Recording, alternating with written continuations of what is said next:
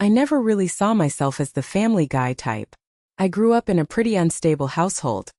Nothing like the picture-perfect families you see in movies or on TV. So when I met her, honestly, I wasn't even thinking about long-term or settling down. But something about her, it just felt different.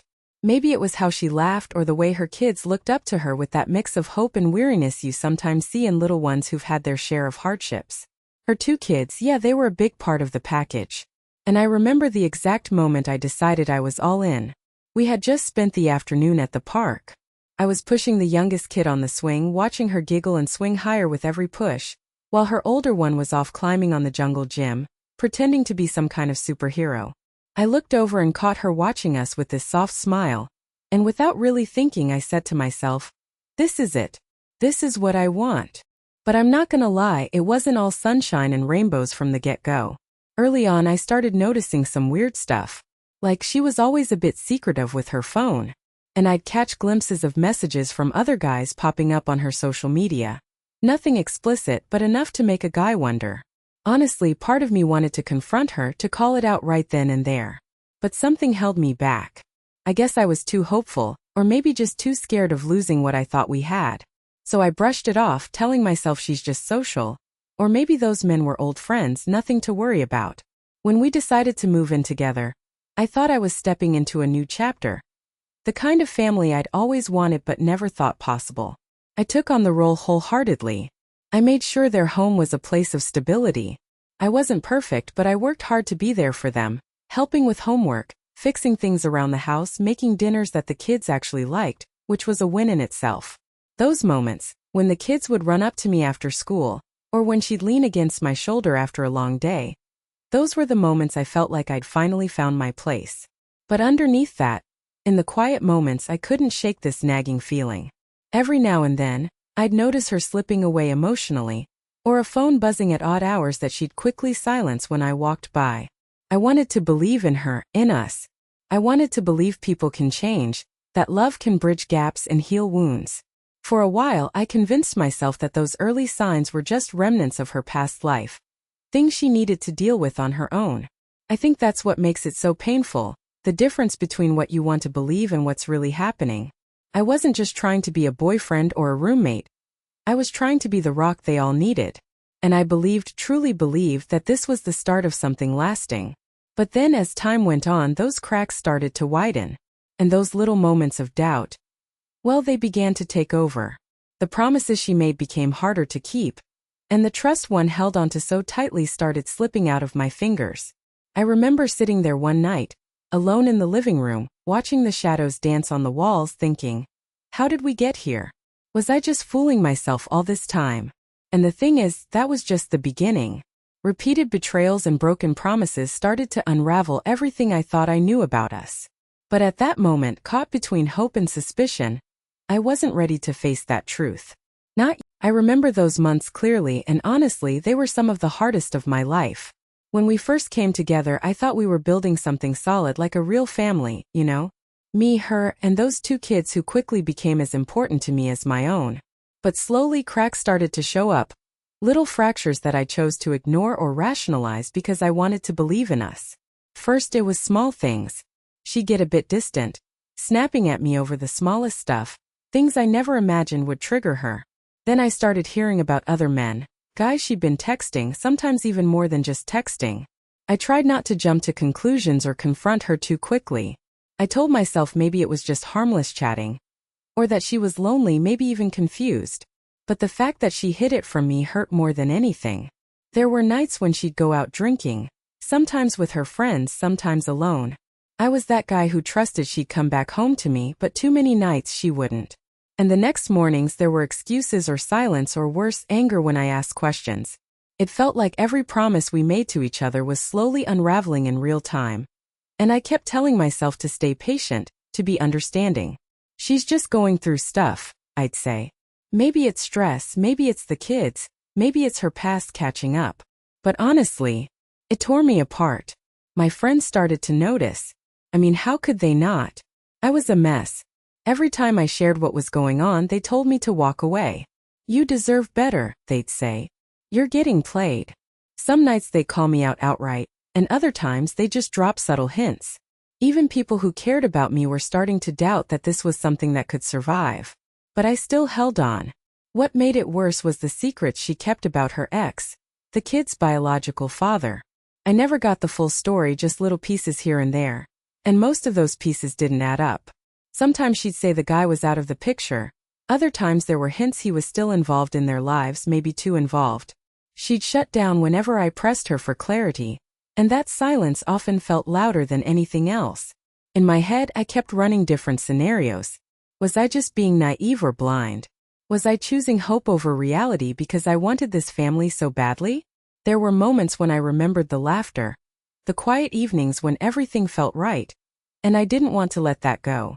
I clung to the idea that beneath all the chaos, there was still love, real love, that could heal us. But it wasn't just about me anymore. Watching the kids caught in the middle, seeing their confusion and sometimes sadness, made it even harder. I wanted to protect them, to shield them from whatever was breaking down between their mom and me.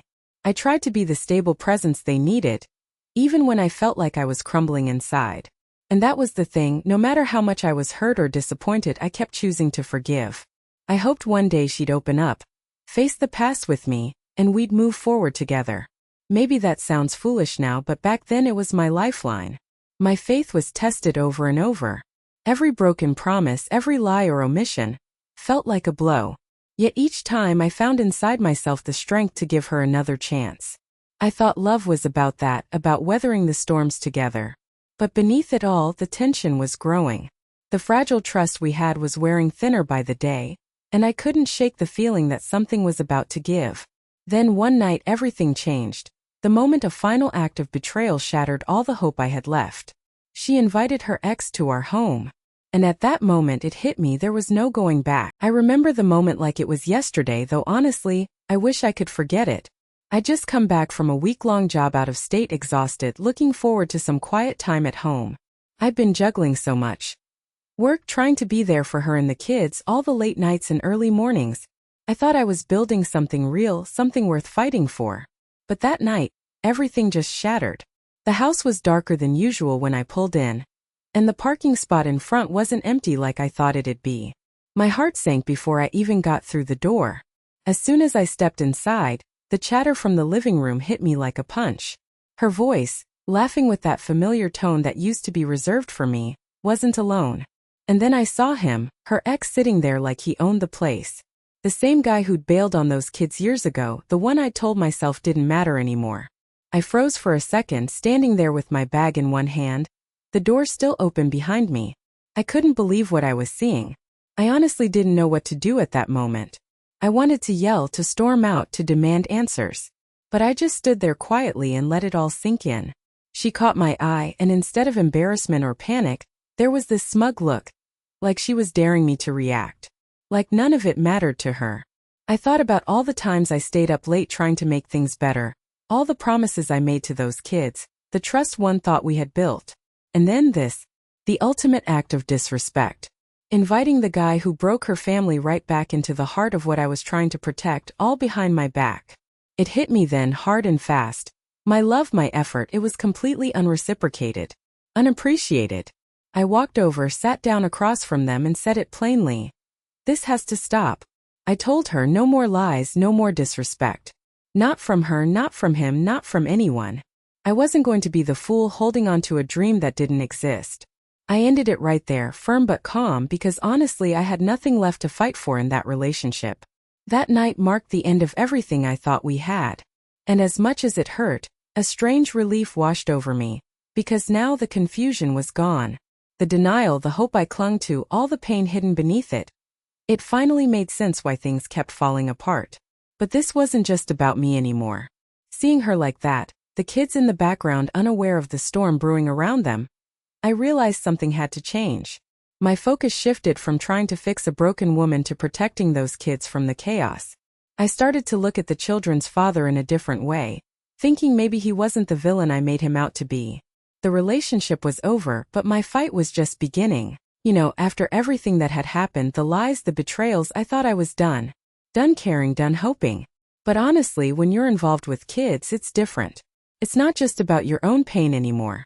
Those boys, they had become a part of my life, whether I wanted to admit it or not. And when their mom's behavior started spiraling out of control, not just reckless but outright dangerous, I knew I couldn't just stand on the sidelines. It's one thing to be hurt by someone you love. It's another thing entirely when that someone's recklessness is putting innocent children in harm's way. I remember the day I realized just how bad things had gotten. I got a frantic call from a neighbor, something about the boys left alone while their mom was off who knows where, not answering anyone's calls or texts. I was torn apart hearing that. The instinct to rush over kicked in immediately, like my body was moving before my mind even caught up. When I got there, the place was a mess. Broken toys, dirty dishes piled up, and those kids, they looked confused, scared, even like they were trying to make sense of why nobody was around to make it better. At that moment, all the hurt and frustration I'd been holding on to just melted away, replaced by this fierce protectiveness. It wasn't about me anymore. It was about those boys. I knew something had to change fast. But here's the thing. I wasn't their dad. And their mom? Well, trying to reason with her felt like talking to a storm. She was defensive, combative, unwilling to admit how out of control things had become. So, I did the only thing I thought made sense. I reached out to their father. I had been wary of him before, mostly because of how their mom portrayed him. But what I discovered when I spoke to him directly was surprising. He wasn't the bad guy I expected. He sounded sincere, concerned, and honestly, like a man who wanted what was best for his kids but had been kept at arm's length. We talked for hours, not just about custody but about the boys' lives, their needs, and what they deserved. Stability, safety, and love. Making the decision to back him up in the custody battle wasn't easy. It meant letting go of everything I thought I was fighting for, everything I hoped we had. It felt like admitting defeat in one way, but in another it was the first step toward doing the right thing. I could still protect the kids, just in a different role, one that prioritized their welfare over my own heartbreak. So, I did what was hard but necessary. I gathered what I could to support him, prepared to stand by the kid's father as the custody hearing approached. Because at the end of the day, protecting those boys was the only thing that truly mattered. And sometimes, protecting what matters most means making choices you never thought you would. The custody hearing approaches, marking a new chapter focused on justice, healing, and protecting the children's well-being.